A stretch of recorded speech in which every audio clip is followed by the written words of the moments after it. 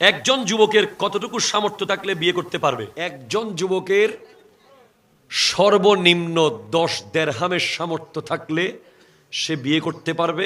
মাথার উপর ছাদ থাকতে হবে, খাবারের ভরণ পোষণের সেই অ্যাবিলিটি থাকলেই সে বিয়ে করতে পারবে।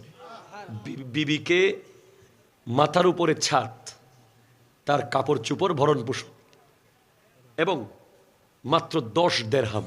একটা অঙ্গের দাম, শরীরের একটা অঙ্গের দাম কত? 10 দিরহাম। যদি চোর 10 দিরহাম চুরি করে তখন তার হাত কাটা হবে। ইসলামী শরিয়া আইন। এখান থেকে বিষয়টা ইস্তেমবাত হচ্ছে।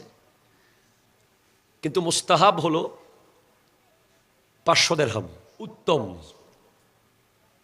নবীজির বিবিগণ, আমাদের মাগণ, এর মোহরানা 500 দিরহাম ছিল। কিন্তু 20 লাখ টাকা, 50 লাখ টাকা, 30 লাখ টাকা, আবার ওইদিকে চিংড়ি মাছ, গোটা ছাগল, এগুলোর সাথে ইসলামের কোনো সম্পর্ক নাই। এগুলো অতিরঞ্জন। আপনি এগুলোকে ইসলামের ভিতরে ফেলতে পারবেন না, এগুলো জুলুমের পর্যায়ে পড়বে। ঠিক কিনা কথা বলেন? আমি বিয়ে নিয়ে কয়েকটা পয়েন্ট এক জায়গায় নোট করেছি। বর্তমানে বিয়ে যে কি চলছে দেখেন, এই যে এঙ্গেজমেন্ট,